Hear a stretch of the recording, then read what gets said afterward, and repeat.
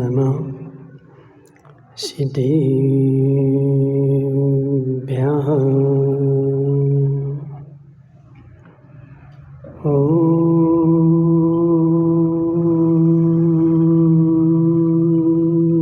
नमः सिद्धेभ्यः।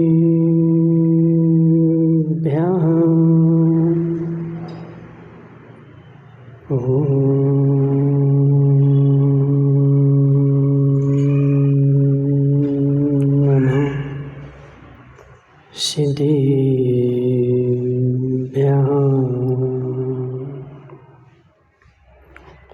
तज्जयति परं ज्योति समं समस्तैरनन्तपर्यायै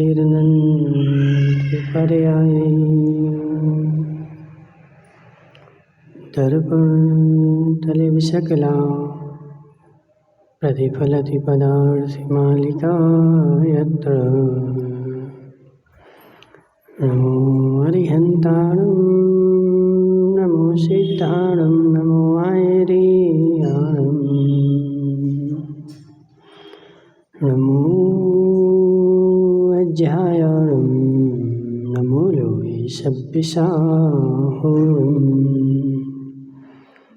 पंच परमेष्टि भगवान के अनंतानंत सिद्ध परमेष्टि भगवान के 1008 देवादेव पारसनाथ भगवान के 1008 देवादेव सुपारसनाथ भगवान के आचार्य भगवान अमृतचंद्र स्वामी के आचार्य भगवान विशुद्ध सागर जी महाराज के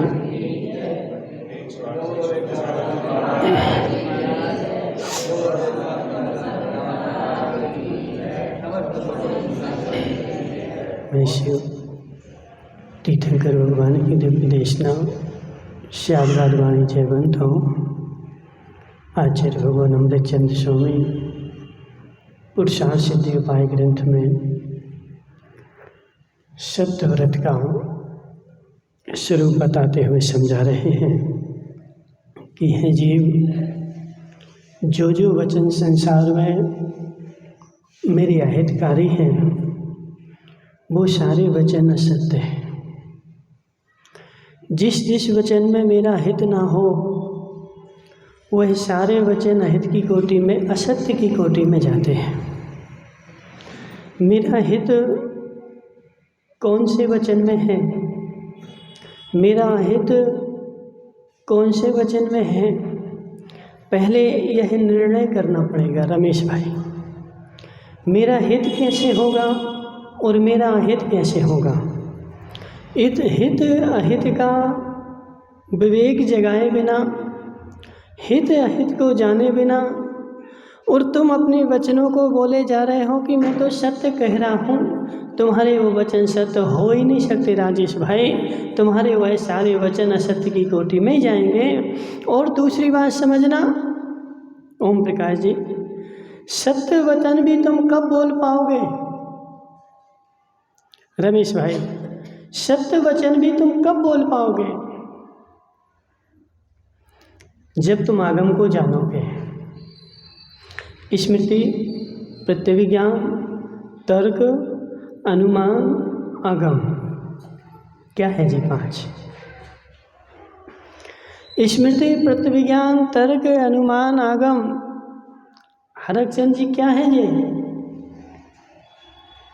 वस्तु को जानने की और उसकी बात को बताने की वो है। नहीं है जिनेंद्र भाई, ये पांचों क्या हैं? नहीं पता? ओम प्रकाश जी तुम तो बड़े पंडित हो। वस्तु का सत्य निरूपण करने के लिए ये पांचों तत्व आवश्यक है। वो गजराज की देवी नहीं आई आज? कहाँ गई तुम्हारी देवी है? गजराज की देवी कहाँ गई आज? सो रही? स्मृति, प्रतिज्ञान, तर्क, अनुमान, आगम, यह परोक्ष प्रमाण के भेद हैं। ये 5 प्रकार के परोक्ष प्रमाण माने गए हैं। ये 5 प्रकार के प्रमाण के भेद हैं। और आगम, जैन आगम में 5 को प्रमाण माना गया है। इन एक में से भी कोई भी अप्रमाण नहीं है। और कौन सी वस्तु किस प्रमाण से लगाना है, कौन सी वस्तु किस प्रमाण में ले जाना है, ओम प्रकाश जी, यह हमें विवेक होना चाहिए। हर वस्तु में हम तर्क लगाने ना बैठ जाएं, हर वस्तु में स्मृति लगाने ना बैठ जाएं, हर वस्तु में आगम लगाने ना बैठ जाएं, और हर वस्तु में प्रतिविज्ञान लगाने ना बैठ जाएं। और ये आज संसार में हो यही रहा है। सुनील भाई बोलेंगे मौली महाराज हम तो सत्य कह रहे हैं। सुनील भाई, हर्षवरा जी, समझना, हम तो महाराज सत्य कह रहे हैं, पूर्ण सत्य हमारी बात है। वह तुम्हारी बात पूर्ण सत्य है, लेकिन वह सत्य किस द्रव्य में, किस क्षेत्र में, किस काल में, किस भाव में है। देखो सुनील भाई, बुरा तो नहीं लगेगा, सत्य है, समझना, सुनील भाई को बुरा नहीं लगेगा। सुनील भाई ने क्या किया एक दिन कि सुनील भाई एक जगह गए बैठने के लिए, कोई ख़त्म हो गया था, मान के चलो, वो जम्बू के पिताजी को ले लो। जम्बू के पिताजी चले गए ना राजेश भाई, जम्बू के पिताजी चले गए। और हर्षौरा, रमेश, सुनील कुमार जी हर्षौरा गए जम्बू के यहाँ बैठने के लिए। और जम्बू के यहाँ बैठने के लिए गए तो इनको तो कुछ पता नहीं था, इनको कुछ पता थोड़ी था जी, तो गए और जाके बैठ गए। अब क्या बोलना है, क्या करना है, कैसे करना है, कुछ भी पता नहीं था। और जा कर के बैठे और पीछे से राजेश पहुंच गया। तो राजेश वहाँ क्या बोल रहा था, हे जम्बू भाई तुम दुखी नहीं हो, तुम रो मत, जितना दुख तुम्हें है उतना दुख हमें भी है। वो तुम्हारे पिताजी नहीं थे, हमारे भी पिताजी से, सब गांव के पिताजी थे, सबकी मदद करते थे। अब सुनील हर्षौना ने सुन लिया, समझना, सुनील हर्षौना ने सुन लिया। क्या सुन लिया? बोले ऐसा ऐसा किसी के यहाँ बैठने जाओ तो ऐसा ऐसा बोला जाता है। अब दूसरे जगह क्या हुआ कि किसी की पत्नी चली गई थी,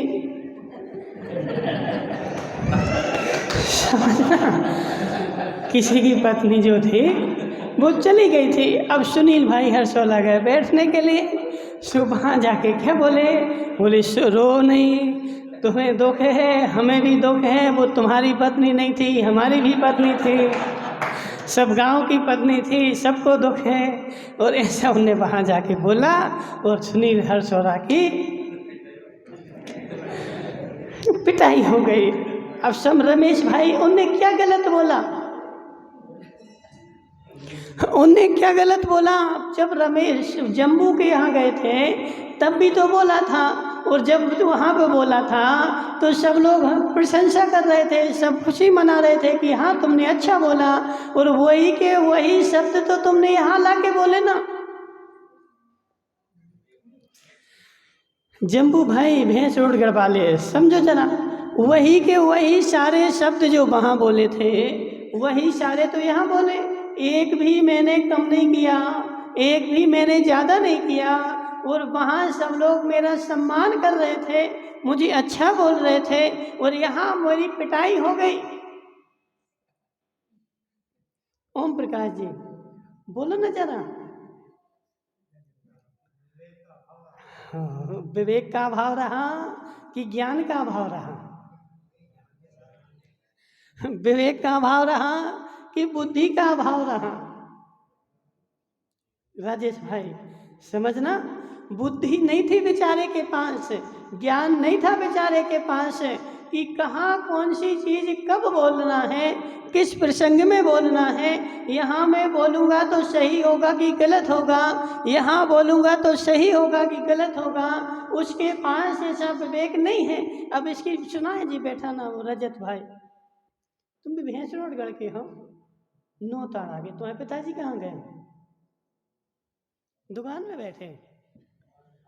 अरे सुनो, देखना जी, रजत भाई जो है, रमेश भाई, इसने क्या किया, इस पे गाड़ी चलाना नहीं आती थी, तो इसने गाड़ी चलाना सीखा जब, तो गाड़ी इसने चलाई और उसने बोला था कि जब तुम्हें गाड़ी रोकना हो तो एक वैसा ब्रेक दबा देना। अब दोनों साइड एक से ब्रेक लगे हुए थे। अब जिस क्षण उसको गाड़ी रोकना थी, आगे कोई आ गया था, उसने इस तरफ का नहीं दबा करके और इस तरफ का दबा दिया। रजत भाई, गाड़ी रोकेगी कि नहीं? हाँ ना तो बोलो, कि चढ़ जाएगी ऊपर? चढ़ जाएगी। तो तुमने तो ब्रेक दबाया था ना। ब्रेक इस साइड है, ब्रेक इस साइड नहीं है। इस साइड का दबाते तो गाड़ी रुकती, और इस साइड का दबाओगे तो चली जाएगी आगे। इसलिए समझो जरा, कौन सी बात, कौन सी वस्तु, कौन सी चीज कब किस प्रमाण में लगाना है, किस जगह लगाना है। ओम प्रकाश जी, स्मृति, प्रतिविज्ञान, तर्क, अनुमान, आगम, यह पांचों प्रमाण के भेद हैं। किसके भेद हैं? पांचों प्रमाण के भेद हैं। और पांचों प्रमाण के भेद सत्य हैं कि असत्य हैं?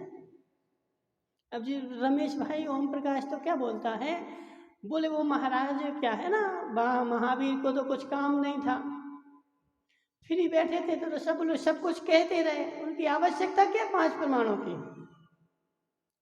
ओम प्रकाश जी, पांच प्रमाण की आवश्यकता क्या है ना, एक ही तर्क प्रमाण को मानो ना, और चार को अभाव कर दो।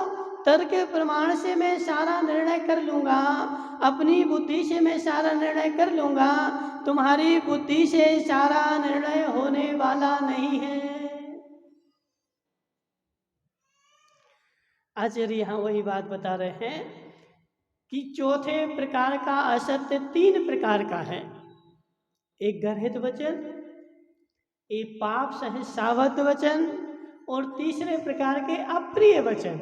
अब समझना, अब यहाँ अप्रिय वचन भी असत्य होता है, अप्रिय वचन भी असत्य होता है।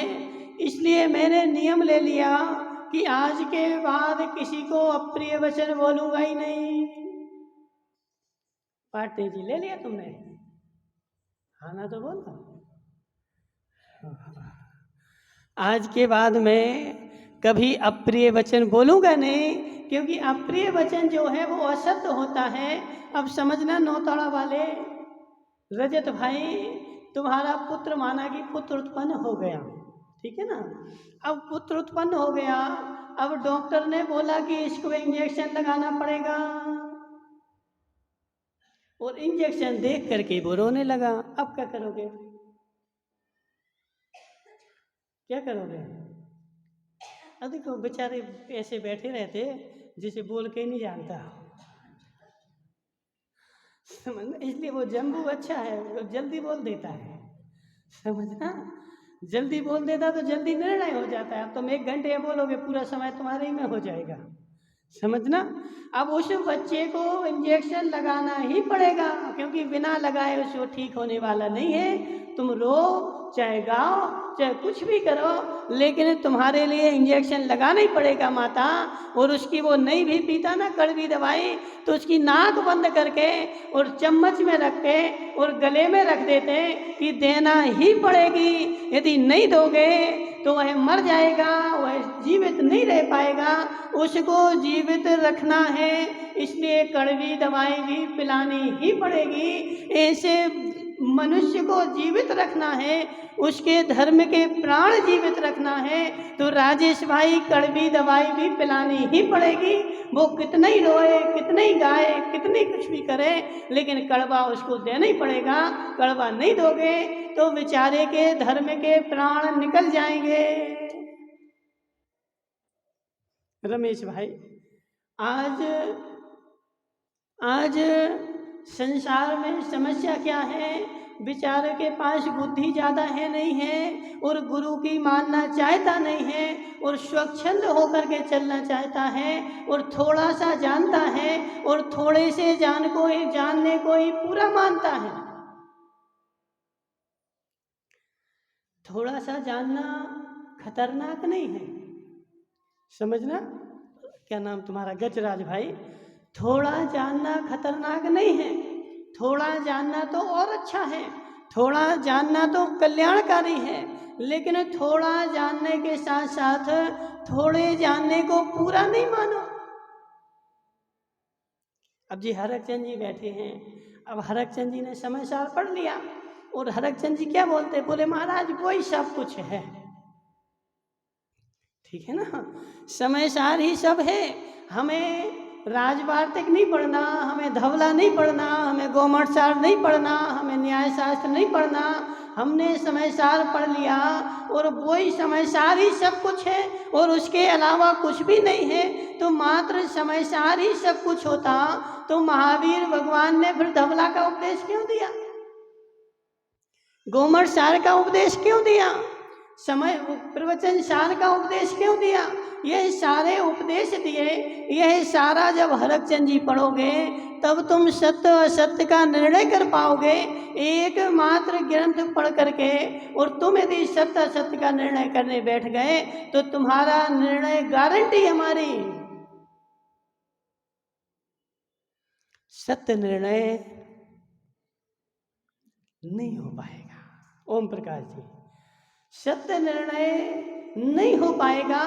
एक देश को जान करके देखो, वो एक आगम उदाहरण आता ना, 7 अंधे थे, 7 अंधे थे। राजेश भाई सुना नहीं सुना?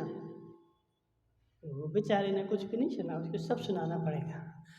राजेश भाई 7 अंधे थे, 7, और वो कहीं यात्रा के लिए जा रहे थे।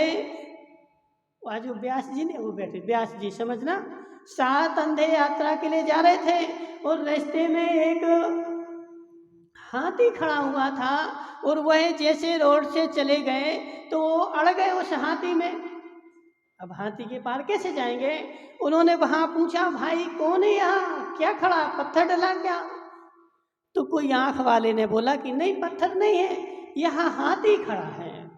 अब गोरू ने क्या किया, उस हाथी की सूंड पकड़ी, एक ने पूंछ पकड़ी, एक ने पैर पकड़े, एक ने कान पकड़ा, एक ने पीठ पकड़ी और 7 के 7 उस हाथी के एक एक देश को पकड़ करके खड़े हो गए।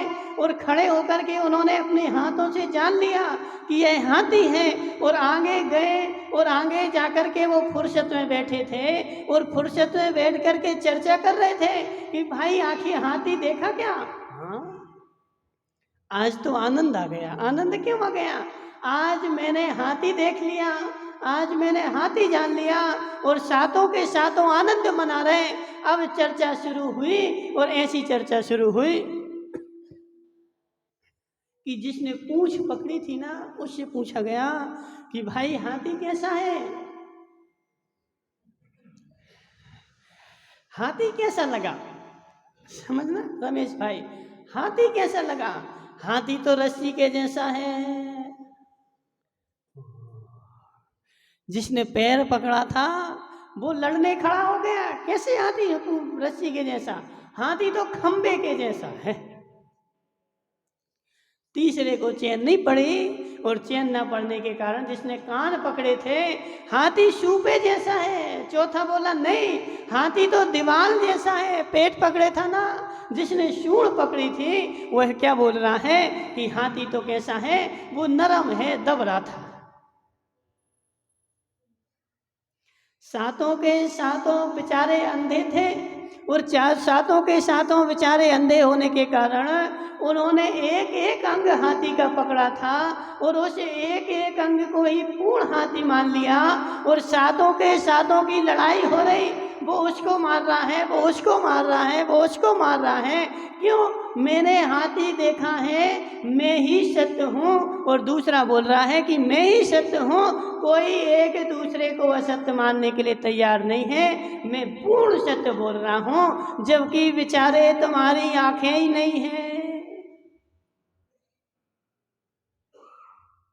पाटनी जी समझना, जिसकी आंखें नहीं वो हाथी का निर्णय कर सकता क्या? जिसकी आंखें नहीं वो हाथी का निर्णय कर सकता क्या? वो तो हाथ पैर ही पकड़ेगा ना, और हाथ पैर को ही हाथी मान लेगा और जीवन भर विवाद करता रहेगा, लड़ता रहेगा। ऐसे जिसके पास आगम प्रमाण की आंख नहीं है और बेचारे को मात्र नय ही पता है, और उस एक देश नय को पकड़ करके और उसी को वो हाथी मान रहा है, आगम मान रहा है कि यही सत्य है, इसके अलावा संसार में सब कुछ असत्य है। व्यास जी समझना, तुम्हें पूजन पाठ आते हैं, तुम्हें वेद पुराण आते हैं, पूरे वेद पढ़ लिए तुमने, उपनिषद भी पढ़ लिया। उपनिषद नहीं पढ़ा जी, काले बाल वाले बैठे जी कौन है जी, चश्मा लगा के बैठे कुर्ता वाले, वो कुर्ता वाले आनंद जी शर्मा। सुनो शर्मा जी, तुमने वेद पढ़ लिए चारों, उपनिषद। अब देखो व्यास जी, बुरा नहीं मानना, तुम्हारे यहाँ भी हिंदू धर्म में क्या हो रहा है, आज हिंदू धर्म के बहुत सारे पंडित ऐसे हैं कि मात्र उन्होंने लोटा ले लिया और एक चमीटा पकड़ लिया और वो महाराज कहलाने लगे, जबकि उन्होंने वेद का उपनिषद का एक अंग भी नहीं देखा, जबकि सारा रहस्य, सारा ज्ञान, सारी बुद्धि उपनिषद में भरी हुई है। उपनिषद जो पढ़ लेगा उसकी बुद्धि खुल जाएगी, सारे 7 तत्व का निर्णय उपनिषद में भरा हुआ है। सो उपनिषद को तो आज कोई पढ़ता नहीं है, मात्र लोटा और चमीटा लेकर के बेचारे पंडित बन जाते हैं, और लोटा चमीटा लेकर के पंडित बन गए और तुम उससे उपदेश लेने जाओगे, सो वो क्या तुम्हें उपदेश देगा, 500 रुपया दे दो, समझना, 500 दे दो तुम्हारा कल्याण हो जाएगा, एक जी भभूत ले जाओ, जे भभूत लगाना तुम्हारा कल्याण हो जाएगा। क्यों ऐसा उपदेश दे रहा है, क्यों उपदेश दे रहा है? क्योंकि उसने उस धर्म के हृदय को तो पकड़ा ही नहीं, उसने उस धर्म का जो मूल सार था वह वेद में, और वेद का जो लास्ट उपनिषद है, उपनिषद में 7 तत्व का निर्णय भरा हुआ है, और वह तो आज लोग पढ़ते नहीं हैं, मात्र क्या गीता रामायण पढ़ करके और अपने आप को पंडित मानने लगते हैं। पंडित वही सच्चा होगा जो वेद और उपनिषद को पढ़ेगा। राजेश भाई समझो जरा, जैसे उनके यहाँ उपनिषद हैं, ऐसे तुम्हारे यहाँ न्याय शास्त्र है। जो उनके यहाँ उपनिषद में लिखा हुआ है वो तुम्हारे यहाँ न्याय शास्त्र में सिद्धि विनिश्चय, न्याय विनिश्चय, प्रमाण प्रमेय, प्रमाण कलिका, प्रमेय कलिका, ये सारे शास्त्र जब तुम पढ़ोगे तब तुम्हें वस्तु तत्व का निर्णय होगा। और उनके यहाँ जो वेद है वो तुम्हारे यहाँ छठखंडागम है। राजेश भाई समझना, हिंदुओं का वेद और जैनों का छठखंडागम, हिंदुओं का उपनिषद और जैनों का न्याय शास्त्र, ये सारे के सारे मेल खाते हैं, और ये इतने कठिन हैं कि इनको 1 घंटे पढ़ने बैठोगे तो फिर बादाम खानी पड़ेगी। राजेश भाई, इनको 1 घंटे पढ़ने बैठोगे तो फिर तुम्हें बादाम का हलवा खाना पड़ेगा उसको पचाने के लिए। और बेचारे देखो आज वह तो पढ़ते नहीं हैं और उसमें सारा माल भरा हुआ है, और अपनी मान्यता के अनुसार आगम बनाना चाहते हैं, अपनी मान्यता के अनुसार धर्म करना चाहते हैं, जो मैंने जाना वही सही है।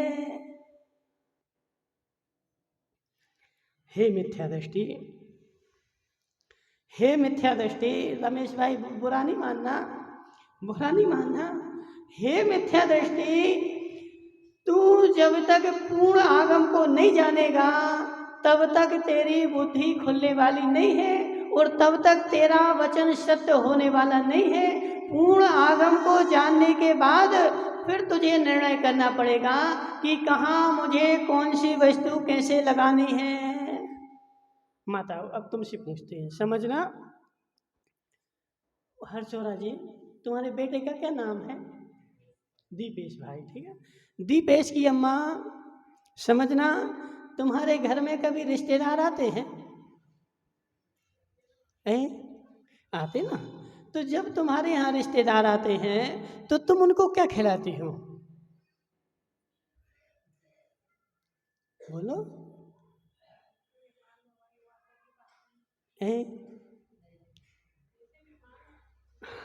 देखो अब यहाँ पे ने देखो न्याय लगा दिया। देखो जो न्याय की ज्ञाता है, बोले महाराज जब मेरे घर में मेहमान आते हैं तो जैसा मेहमान होता है मैं उसको वैसा खिलाती हूँ। सत्य है कि नहीं? जैसा मेहमान होगा उसको मैं वैसा खिलाऊंगी, अलग अलग प्रकार से खिलाऊंगी, सबको एक साथ नहीं परोसूंगी। लेकिन समझना, अब राजेश की अम्मा से पूछते हैं, राजेश की अम्मा, माना कि तुम्हारे घर में कुछ नहीं है, ठीक है ना, माना कि, बुरा नहीं मानना, वरना राजेश लड़ने आ जाए कि हमारे यहाँ तो सब कुछ है। राजेश भाई, माना कि तुम्हारे घर में कुछ नहीं है, मात्र क्या है, आटा है, ठीक है ना, और आटे की रोटी है बस।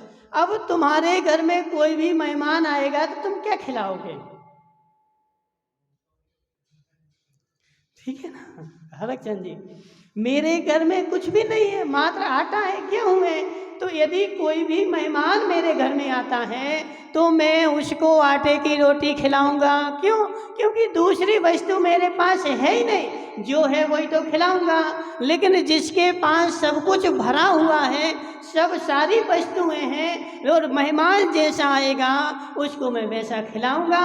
ऐसे बेचारे आज के समय में क्या हो रहा जम्बू भाई, जिसके पास कुछ भी ज्ञान नहीं है, इतना सा ज्ञान है, जिसके पास मात्र निश्चय का ज्ञान है, वो उसके पास मेहमान आता है वो उसको निश्चय देता है। जिसके पास व्यवहार का ज्ञान है वो उसके पास मेहमान आता है वो व्यवहार का ज्ञान देता है और उसी को ही पूर्ण मानता है। अब राजेश भाई तुम्हारे घर में मेहमान आएगा और रोटी बनी थी, अब उस रोटी भले तुम्हारी कच्ची बनी हो, समझना, लेकिन तुम मेहमान से कहोगे कि ये कच्ची रोटी खा लो, है? उससे तो तुम्हें अच्छी ही बोलनी पड़ेगी कि सबसे अच्छी रोटी है, ये रोटी खाओ, लेकिन अच्छी है कि कच्ची है वो तो मेहमान निर्णय करेगा।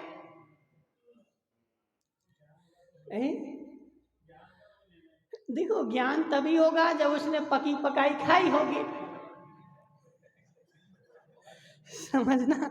अब जिस बेचारे ने बचपन से ही कच्ची खाई है वो क्या जाना कि कच्ची क्या होती, सीखी क्या होती, और यदि वो बचपन से सीखी हुई खा रहा होगा तो वो तुरंत बोल देगा कि ये तुम्हारी रोटी जो है वो कच्ची है, वो, लेकिन तुम नहीं मानोगे, क्यों? मेरे घर की है ना।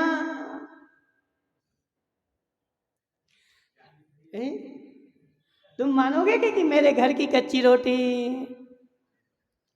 तुम तो मानोगी अम्मा, लेकिन ये राजेश नहीं मानेगा, समझना, जी राजेश नहीं मानेगा।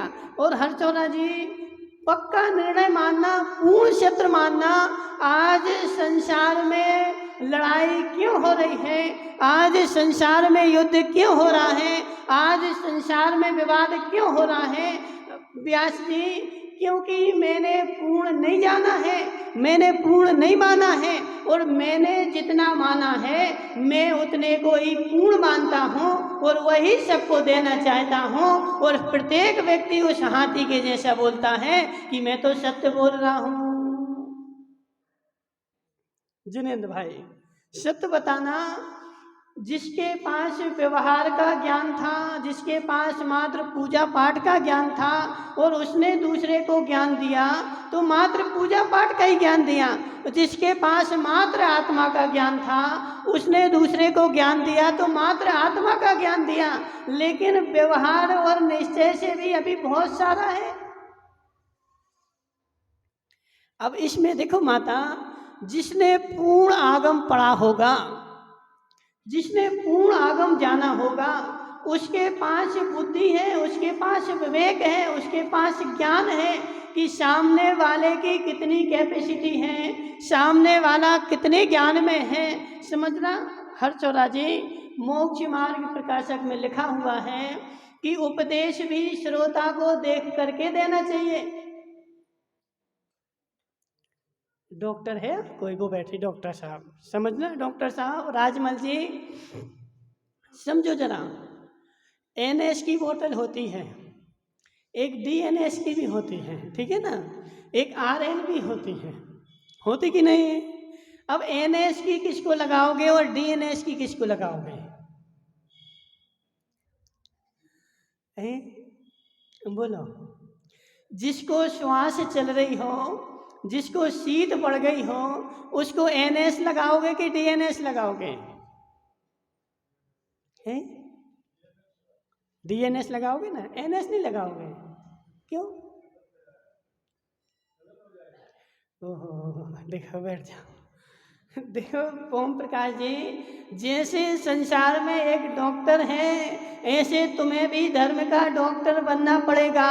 और डॉक्टर बन के यदि तुम उपदेश दोगे तो सामने वाले का कल्याण होगा। और झोला छाप बन करके उपदेश देने बैठ गए तो बेचारा मर जाएगा। राजेश भाई, इन झोला छाप से बच के रहना, झोला छाप से बच के रहना पाटनी जी। आज तक जितने मरीज नहीं मरने थे वे झोला छाप ने मार डाले। देखो तुम पूछना नहीं, बोले महाराज तुम्हें कैसे पता? हमें सब पता है। झोला छाप क्या करता है जिनेंद्र भाई? झोला छाप के पास पहले हाथ दिखाने जाओगे और पहली बार में वो इतनी गर्म दवाई दे देगा, इतना हाई डोज दे देगा कि तुम एक गोली खा के ही ठीक हो जाओगे।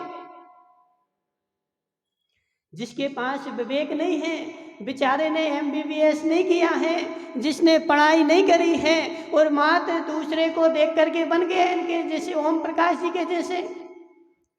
देखो ओम प्रकाश जी बहुत होशियार हैं, ऐसे नहीं जानना महावीर भाई। ओम प्रकाश जी इतने होशियार हैं कि एक दिन क्या हुआ, इनके यहाँ गाय थी तो गाय गई चरने के लिए और गाय ने क्या खा लिया, एक तरबूज के खेत में चली गई और तरबूज के खेत में जाकर के उसने एक इतना बड़ा तरबूज ऐसा खाया कि वो पूरा उसके गले में सटक गया। और गले में सटकने के बाद वह गला फूल गया। 2 दिन हो गए, 3 दिन हो गए, वह अब गाय कुछ भी नहीं खा रही, गले में अटक गया ना, और 2 दिन से पड़ी उठ भी नहीं रही। तो ये गए से डॉक्टर को लवा लाए और गजराज डॉक्टर आ गया, समझना, गजराज डॉक्टर को लवा लाए और गजराज डॉक्टर ने क्या देखा कि नब्ज देखी तो अच्छी है, गले में दबा करके देखा तो वो कड़क हो रहा था, हाथ डाल करके देखा और समझ गए कि इसमें तो क्या खाया था। बोले तरबूज के खेत में थी तो वो तरबूज कहाँ गले में फंस गया है। और उस डॉक्टर ने क्या किया, गजराज डॉक्टर होशियार था, एक पटिया मंगाया और एक मोगरी मंगाई। क्या बोलते तुम लोग मोगरी को?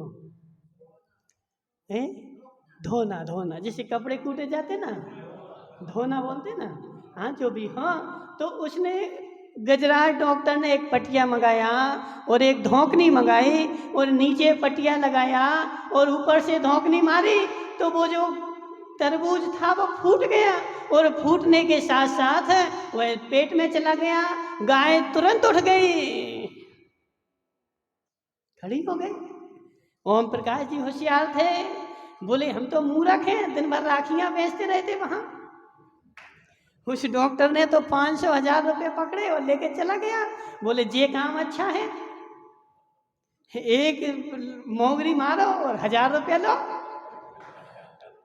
इससे अच्छा काम संसार में क्या होगा।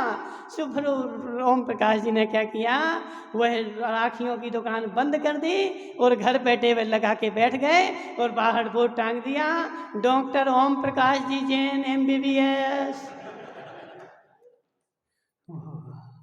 समझना, ओम प्रकाश जैन MBBS। अब नए नए तो थे ही। और फिर क्या हुआ कि जो सुनील है ना, सुनील सावला, इनकी अम्मा, कहाँ है तुम्हारी अम्मा? चली गई। इनकी अम्मा को गले में दर्द हुआ और सुनील ने क्या सोचा कि जब हमारे काका जी डॉक्टर हैं तो दूसरे के यहाँ क्यों जाना, हमारे काका जी इतने बड़े डॉक्टर हैं और तो दूसरे के यहाँ क्यों जाना? तो वो लोग लुआ के ले गए किसको? ओम प्रकाश जी को। और उनके गले में क्या था? अंदर में फोड़ा हो गया था और वो सूज गया था। सूजने के कारण उन्होंने गला देखा और गला दबाया तो वो कड़क था। अब ओम प्रकाश जी ने मंगाई कि एक पटिया लाओ, एक धोना लाओ। एक पटिया मंगाया और नीचे लगाया और ऊपर से धोना अच्छा जोर से मारा। अम्मा जो थी चली गई। ओम प्रकाश जी, अम्मा चली गई। और अम्मा क्या चली गई? अब सुनील जो गया तो पुलिस को बुला करके ले आया कि इन डॉक्टर साहब ने दवाई की और पोस्टमार्टम किया गया तो उसमें क्या किया कि इनको गले में चोट दे करके मारा गया है। और ओम प्रकाश डॉक्टर जो थे वो पुलिस ले गई और उसको आजीवन कारावास में डाल दिया। बेचारे ने सोचा इससे अच्छी तो हमारी राखी ही थी,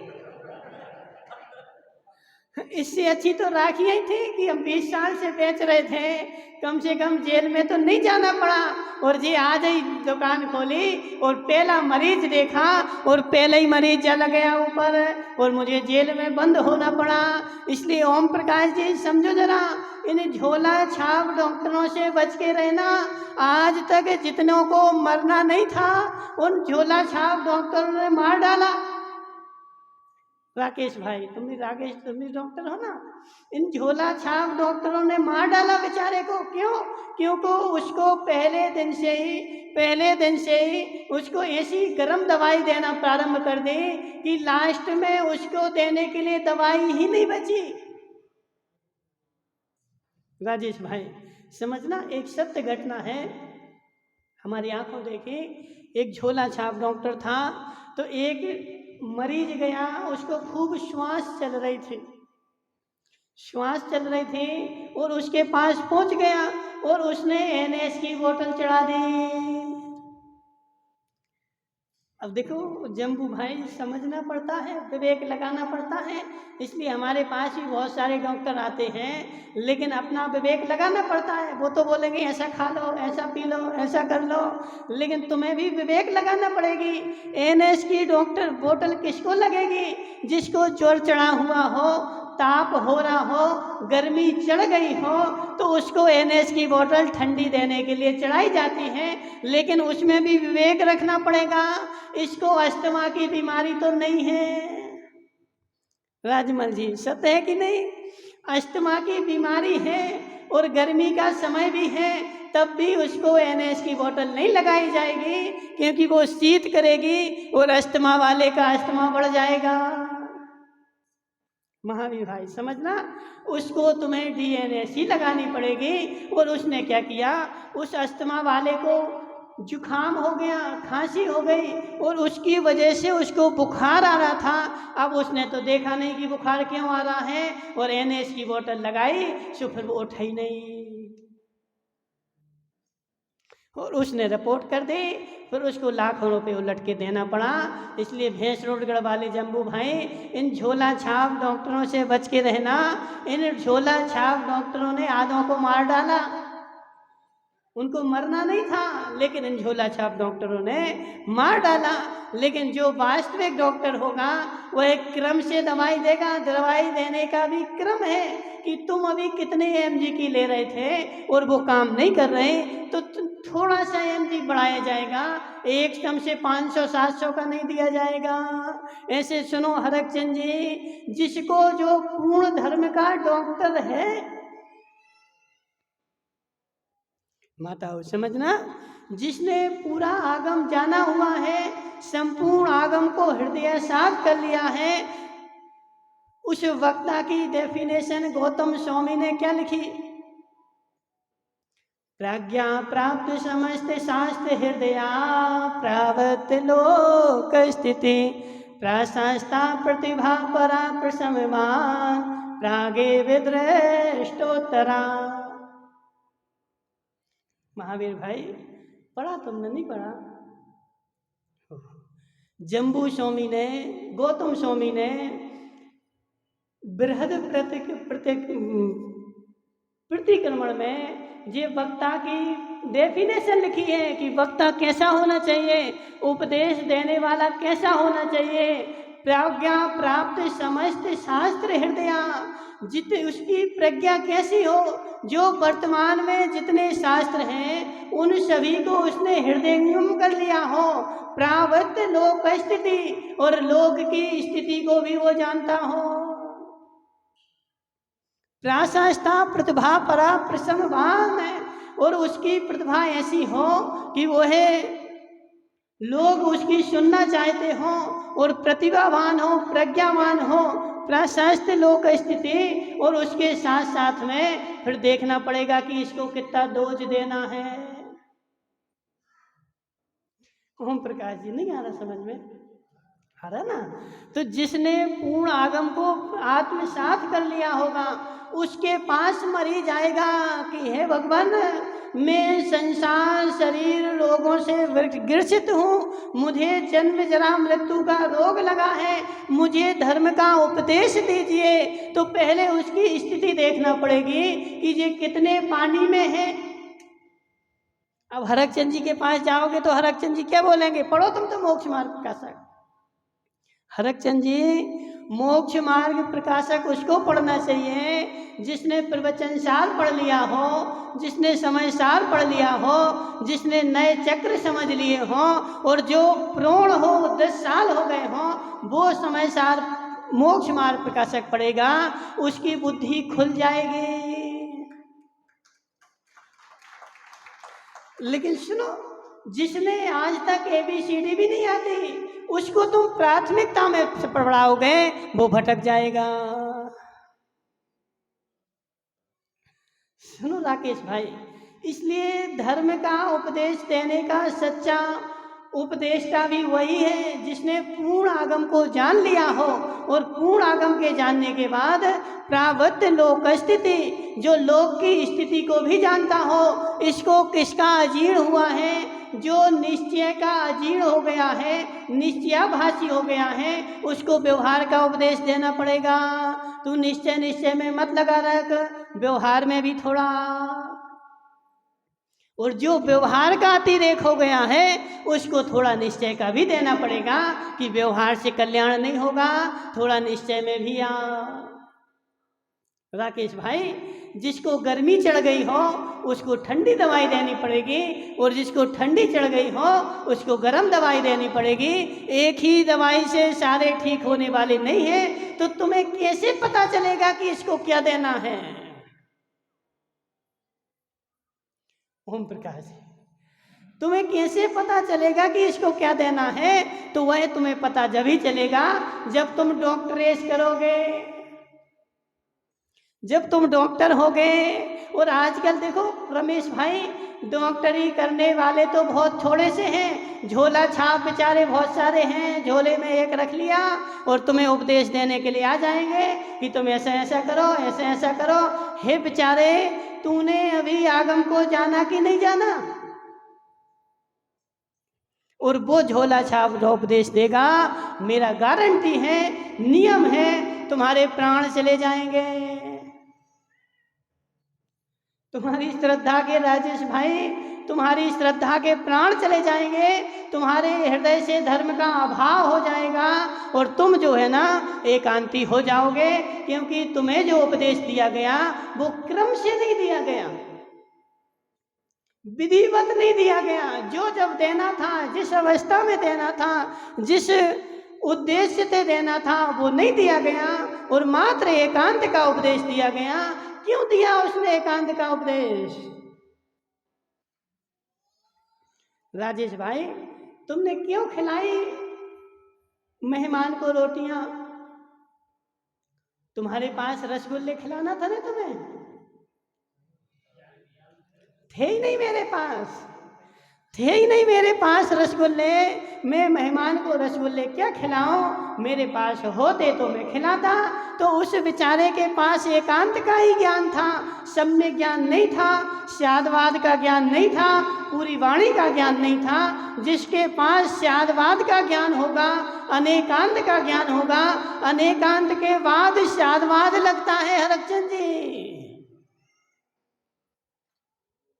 ओम प्रकाश जी, पहले अनेकांत आता है, फिर अनेकांत में स्यादवाद लगता है, वस्तु को अनेकांत कहते हैं और कहने की शैली को स्यादवाद कहते हैं। तो जिसके पास अनेकांत होगा वो स्यादवाद का उपदेश दे पाएगा, जिसके पास अनेकांत नहीं वो स्यादवाद का उपदेश नहीं दे पाएगा, वो मिथ्यावाद का ही उपदेश देगा, एकांतवाद का ही उपदेश देगा। इसलिए हरचंद जी, पहले पूर्ण आगम जानने के बाद और फिर जो हम ग्रहण करेंगे, उपदेश करेंगे, तो श्रोता को देखना पड़ेगा कि महावीर भाई कितना जानते हैं। रमेश भाई, क्या नाम इनका, ओम प्रकाश जी, झोला छाप से बच के रहना, झोला छाप से बच के रहना। झोला छाप के पास जाओगे तुम्हारे प्राण चले जाएंगे। इसलिए अच्छे पढ़े लिखे डॉक्टर के पास जाओ, उस डॉक्टर से पूछो पहले कि तुमने इतनी डिग्रियां की हैं कि नहीं की हैं। ऐसे जिससे तुम उपदेश लेने जाओ उससे पहले एक बार पूछो कि तुमने सठखंडागम पढ़ा है कि नहीं पढ़ा, तुमने समय सार पढ़ा कि नहीं पढ़ा, तुमने प्रवचन सार पढ़ा कि नहीं पढ़ा, तुमने न्याय शास्त्र पढ़े कि नहीं पढ़े, तुमने व्याकरण शास्त्र पढ़े कि नहीं पढ़ी। महावीर भाई देखो, समझना, आज ये माइक कितना अच्छा चल रहा है, चल रहा कि नहीं, आज कितना अच्छा चल रहा है। क्यों? क्योंकि जिसने उसमें जानकार है उसने उसमें सारी चीजें व्यवस्थित कर दी ना। जो डोज जितना डालना था, माता जितना, देखो जो माता अच्छी रोटी बना के जानती है, अब बुरा नहीं मानना, तो वही आटा देखो 2 माताओं को दे दो तो एक माता ऐसी रोटी बनाएगी बिल्कुल फूली हुई कि रमेश भाई खा करके तुम्हें उत्साह शक्ति आ जाएगी, बिल्कुल सिकी हुई। और वही रोटी दूसरी माता को दे दो, बेचारा आटा खराब कर देगी और वो खुजला कुत्ते के कान के जैसी रोटी बनाएगी। वो खुजला कुत्ता होता ना, उसका कान ऐसा लटकता रहता है, तो वो ऐसी रोटी बनाएगी। अब माताओं बताना, जिसने अच्छी बनाई उसने क्या एक्स्ट्रा मिलाया? वही आटा था, वही नमक था, वही अग्नि थी, वही सब कुछ था। उस बेचारी को नहीं पता था कि कौन से का कितना अनुपात लेना है। सो उसने अग्नि ज़्यादा कर दी तो जल गई, अग्नि कम कर दी तो कच्ची रह गई, मोटी कर दी तो वो मोटी बन गई। तो वह पूरा अनुपात देखना पड़ेगा कि कौन सी चीज़ कितनी डालनी है, किस मात्रा में डालनी है, उतनी उस मात्रा में डालोगे तो रोटी अच्छी बनेगी, और कम ज़्यादा कर दोगे तो वह इसका नाश हो जाएगा। तो इस माइक में कितना, कौन सा, कैसे, कैसा करना था उसने उतना कर दिया तो तुम्हारा अच्छा जानने लगा। अब वो राजेश भाई आता था, एक बटन दबाता था, वो फिर कोई और कोई आएगा दूसरा बटन दबाएगा, वो सत्यानाश उसका करके चला जाता। ऐसे रमेश भाई, जिसको आगम का पूर्ण ज्ञान होगा वो तुम्हें सम्यक ज्ञान दे पाएगा, और जिसको पूर्ण ज्ञान नहीं है वो तुम्हें मिथ्या ज्ञान देगा, एकांत का ज्ञान देगा, और एकांत के ज्ञान से तुम्हारे धर्म के प्राण चले जाएंगे। इसलिए झोला छाप से बच के रहना, और इस माइक वाले से भी बच के रहना। इसकी चाबी जिसके पास हो, इनको भैंस रोड कर वाले महावीर को दे दो। महावीर भाई तुम अपने घर में रख लो, कोई भी सुधारने आए बोलना सुधरा है, ठीक है ना। कोई भी सुधारने चाबी मंगाए बोलना वो सुधरा है, तुम अपनी बुद्धि सुधार लो, ठीक है ना। वरना आज अच्छा चल रहा, अभी कोई फिर कल और आएगा वो दबा देगा, सो फिर कल फिर बैठे रहोगे, वो फिर बोझ को बुलाओगे, वो 500 रुपया फिर ले जाएगा। इसलिए भैंस रोड वाले तुम जिम्मेदारी रख लो, तुम अपनी जेब में रखना, जब प्रवचन के समय आते तो ले आए और अपनी जेब में रखे रहे। जब आवश्यकता पड़ी तो निकाली, वरना रखे रहो। इसलिए नाश नहीं होगा, अच्छा व्यवस्थित चलेगा। इसलिए जिसको व्यवस्थित चलाना हो वो पढ़े लिखे डॉक्टर के पास जाना, और जिसको प्राण गंवाना हो वो झोला छाप के पास जाना। झोला छाप के पास जाओगे तो प्राण चले जाएंगे। बोली शांतिनाथ भगवान की